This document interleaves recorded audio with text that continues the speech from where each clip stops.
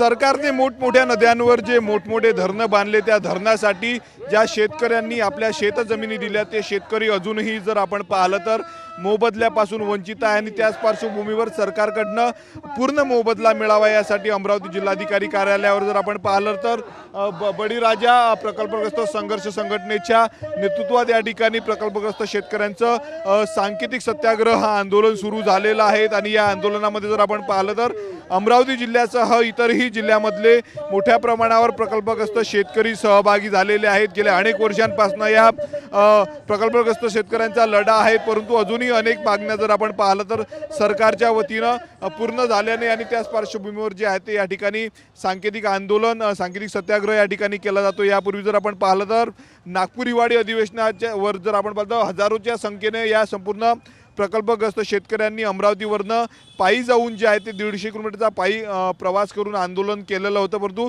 अजूनही मागण्या ज्या आहेत त्या अपूर्ण आहेत। पुन्हा एकदा जो आहे तो लढा संपूर्ण या शेतकऱ्यांनी उभारलेला आहे। आपण बघू शकतो वृद्ध शेतकरी महिला देखील या संपूर्ण सांकेतिक सत्याग्रहामध्ये सहभागी झालेले आहेत। अमरावती जिल्ह्यासह इतरही जिल्ह्यामधनं मोठ्या प्रमाणावर जर आपण पाहिलं तर शेतकरी सहभागी झालेले आहेत। अजूनही पुरेपूर मोबदला मिळाला नाही। आपल्यासोबत आंदोलक आहेत, काय सांगणार भाऊ? बळीराजा प्रकल्पग्रस्त संघर्ष संघटनेच्या नेतृत्वात हे आंदोलन या ठिकाणी केलं जात आहेत, काय सांगणार? वारंवार आंदोलन होते, मोर्चे होते, परंतु मागण्या पूर्ण होत नाही।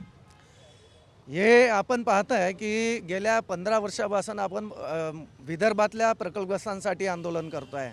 विदर्भातल्या जे काही अन्याय झाला होता त्या अन्यायाच्या अनुषंगानं आपण पाहताय की नागपूरमध्ये अमरावती ते नागपूर लॉंग मार्च असेल, आमदार महोदयांच्या घरात घुसून आम्ही धापडी बजाव आंदोलन असेल किंवा जनआक्रोश महामोर्चा असेल, 38 दिवसाचं महाप्राणांतिक उपोषण असेल, नागपूरमध्ये महामोर्चा असेल, विविध प्रकारचे आंदोलनं केले आहेत।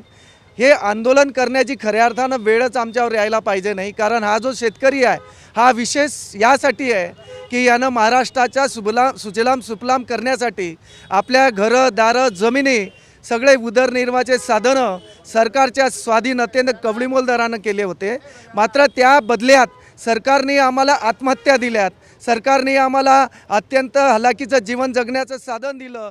अशा परिस्थितीमध्ये वारंवार आंदोलनं करून वारंवार सरकारला जागे करण्याचं सरकारचं लक्ष वेधण्याचं काम आम्हाला करावं लागत आहे। मागच्या वेळेस या महायुतीच्या सरकारनं खऱ्या अर्थानं 3 गोष्टी आमच्या पूर्ण केल्या। एक म्हणजे सळगती धारकांना सानुग्रह अनुदानाच्या, दुसरं म्हणजे अमरावतीमध्ये 5 जिल्ह्याचं जे काही न्यायालय असतं प्राधिकरण असतं ते या ठिकाणी झालं, पण तिथं अजूनही न्यायाधीश बसवलेला नाही आहे, त्यामुळे हजारो प्रकरणं प्रलंबित आहे। त्याच्यानंतर आर्थिक विकास महामंडळाने महाराष्ट्रामध्ये कुठल्याही जनप्रतिनिधीच्या डोक्यात ते आलं नव्हतं, ते प्रकल्पग्रस्तांच्या डोक्यात आलं।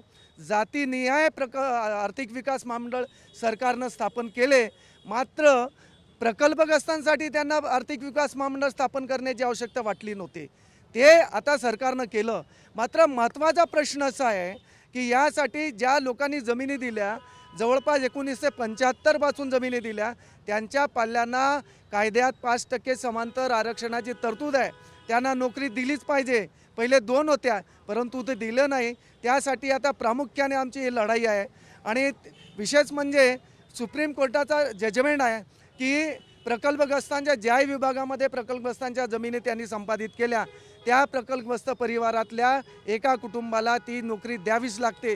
त्याच्यासाठी कायदेशीर तरतूद 50% जागा प्रकल्पग्रस्तांमधून भरल्या पाहिजे। हा निर्णय सुप्रीम कोर्टाचा आहे, काही माझा नाही, सरकारचा नाही, आणि सर्वोपरी हे न्यायालय असतं।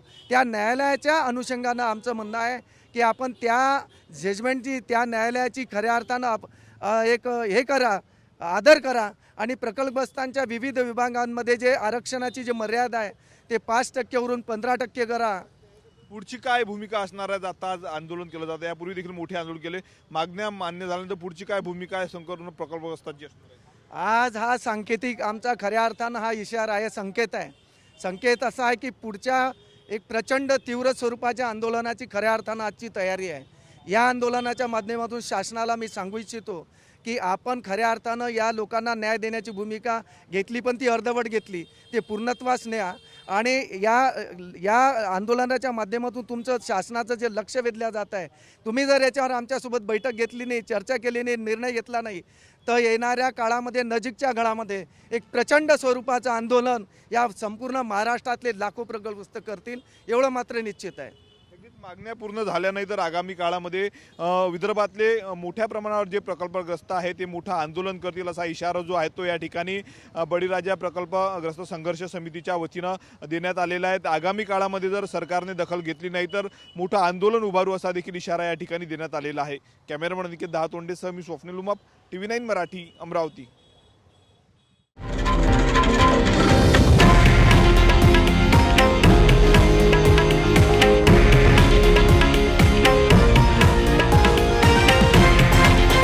हे आहे देशातील नंबर 1 न्यूज नेटवर्क आणि आपण पाहत आहात TV9 मराठी, एकमेव.